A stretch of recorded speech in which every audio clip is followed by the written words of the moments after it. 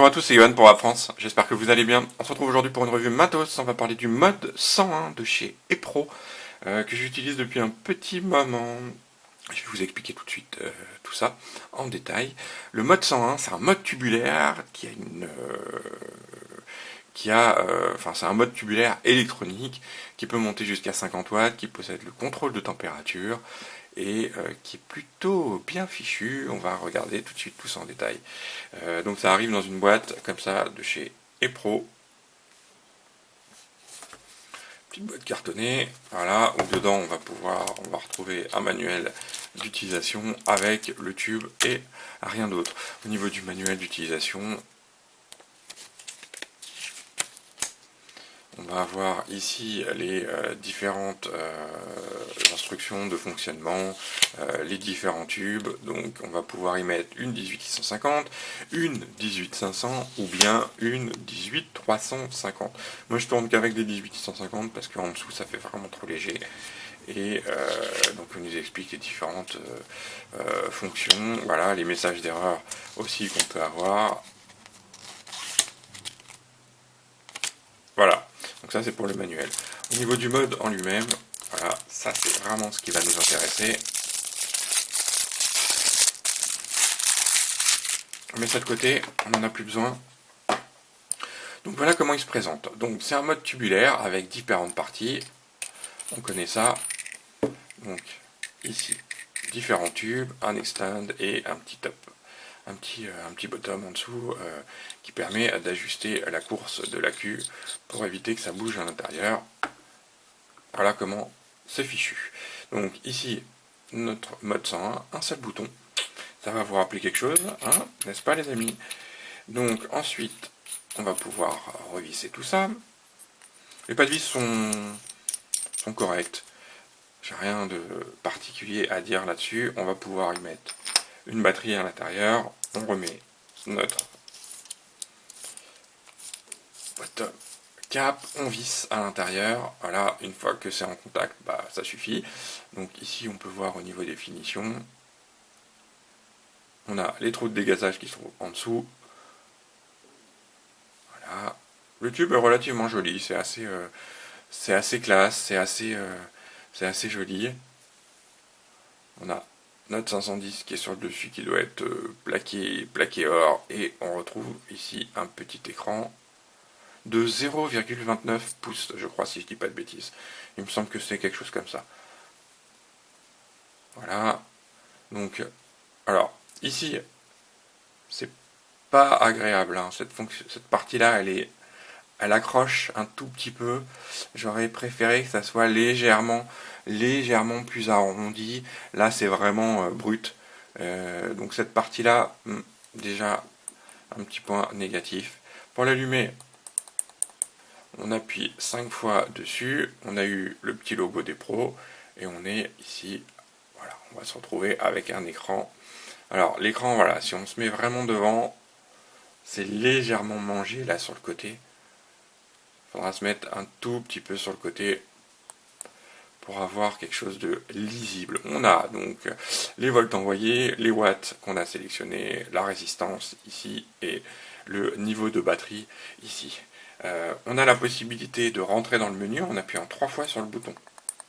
Donc j'appuie 3 fois et maintenant à chaque fois que je vais appuyer sur le bouton, je vais changer de menu. Donc ici le work, ici la calibration, alors c'est pour l'atomiseur, ici left ou right.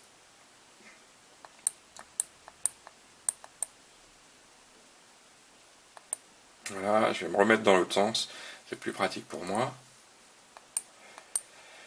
Donc je vais rester dans ce sens-là. Je sais pas pourquoi il a rechangé, mais bon, on va rechanger, c'est pas grave. On revient dans le menu, hop, on rappuie, et on est bon. Et ensuite le bouton exit. On revient sur le mode power. Donc le mode power, il va permettre. Alors, je me remets au début. Voilà. Le mode power, on attend, voilà. Et là, on va monter de 0,5 en 0,5. On reste appuyé, ça monte jusqu'à 50 watts. Et en fait, on fait le tour du tableau et on revient à 5 watts. Et on se remet au wattage qu'on veut, j'en sais rien, je vais me mettre à 18 watts 5, j'attends. Hop, et là je peux passer au second menu. Le second menu, donc on a un mode power, on a un mode bypass, on a un mode température en NI, TI, stainless steel. Donc moi je suis en power tout le temps, j'utilise pas le contrôle de température. Ici la calibration c'est pour l'atomiseur, c'est pour qu'il vérifie en fait la résistance que vous avez sur votre atomiseur. Donc ici on l'a vu, c'est pour changer le menu d'orientation et la sortie du menu. Donc on va lui coller un petit atomiseur dessus, je vais lui mettre ça.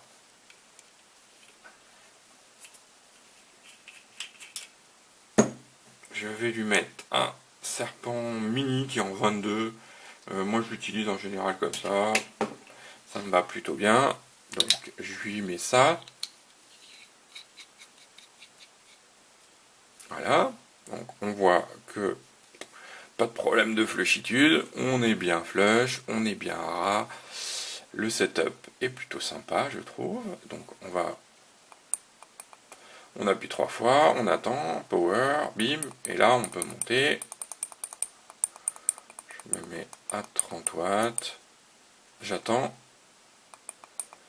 Je change de menu, j'attends, j'ai enlevé le doigt, hop, et automatiquement ça repasse dans mon mode. Donc ici, comme j'ai mis un nouvel atomiseur, il me demande est-ce que c'est un ancien ou est-ce que c'est un nouveau. Donc je lui ai dit ok, c'est un nouveau. Et là, je peux vaper sans problème. Je vais prendre une petite barre.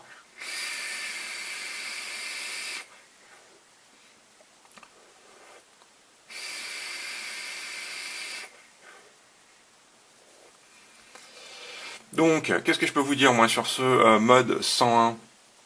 Que dans la configuration actuelle, j'aurais aimé qu'il soit légèrement moins long ici.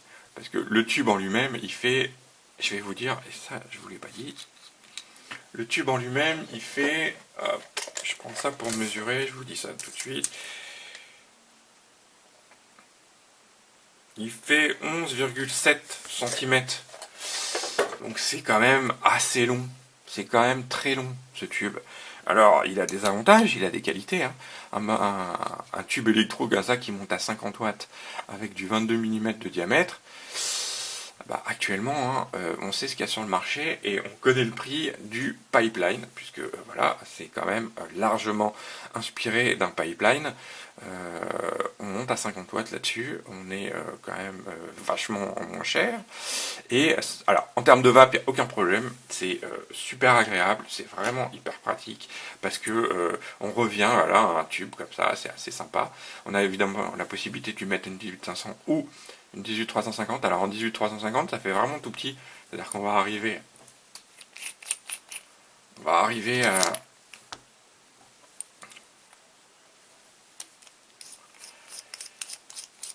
ah non, d'ailleurs, je vous dis des conneries, je crois que je suis même pas sûr qu'on peut lui mettre une 18350. Je crois que c'est fait pour lui mettre une 18500 ou une 18650.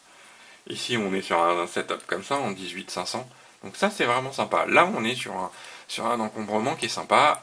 Un seul bouton, un plus pour shooter, c'est cool. Moi, j'utilise comme ça, parce que une 18650 déjà, ça me tient pas beaucoup.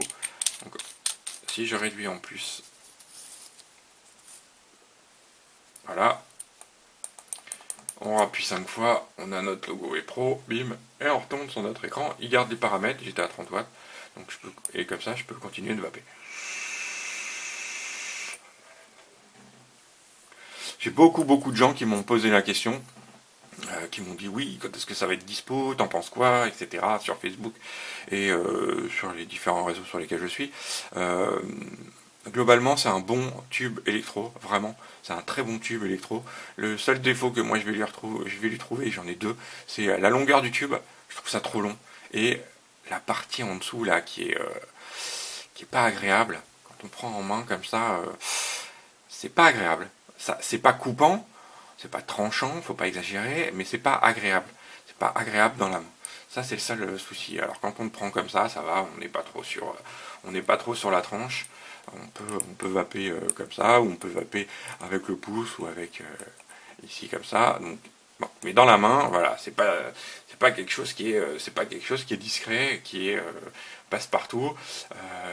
Néanmoins, les avantages écarte un petit peu ces défauts qui sont personnels, que moi j'ai trouvé. La vape est bonne, l'autonomie de la batterie, elle gère plutôt bien la batterie. Après, ça va accepter que des atos en 22, et on est de plus en plus sur du 23 ou du 24, voire du 25. Donc, un autre point faible, les 50 watts, ça suffira pas pour certaines personnes, mais bon, pour vaper, voilà, sur du tank, sur des tanks comme ça, un peu classiques, 30 watts, 30, même 40 watts, ça suffira largement. Ça fait un setup qui change un petit peu des box, qu'on retrouve actuellement, qui est plutôt sympa. Moi, j'étais content de revenir sur un tube comme ça, et je m'en sers. Alors, celui-là, moi, je m'en sers depuis. Celui-ci, je l'ai reçu depuis une semaine. Ce tube-là, je l'ai reçu une semaine, mais j'en avais reçu un autre. Il y a 15, 3, non, il y a plus que ça. Je l'avais reçu il y a presque un mois, celui-là. Et là, il n'y a pas de batterie, je peux pas vous montrer, mais en fait, l'écran était de traviole. Donc ils m'en ont renvoyé un. Et donc voilà, je préfère vous passer un qui est correct en termes d'écran. J'ai bien dit correct, j'ai pas dit parfait. Vous regardez bien, on n'est pas parfait encore. Mais voilà, c'est lisible, ça va, on n'est pas sur un truc qui coûte une blinde. J'espère que ça va arriver sur le marché français, parce que vraiment ça peut intéresser beaucoup de gens.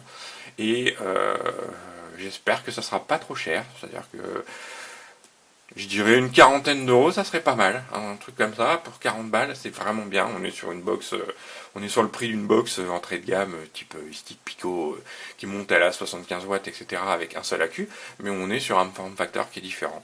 Donc qui pourra plaire à beaucoup, j'en suis sûr, sur ce mode 101 de chez Epro. Je remercie Epro, je remercie de m'avoir renvoyé un 101, un mode 101. Pourquoi ils l'ont appelé comme ça d'ailleurs? Je ne sais pas.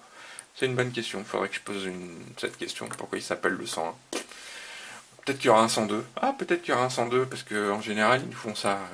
Ils nous sortent un 101 plus, un 101 version, je sais pas quoi, upgradée, optimisée, tout ce que vous voulez. Donc, je pense que il devrait pas tarder à nous sortir un autre tube qui montera à 75 watts.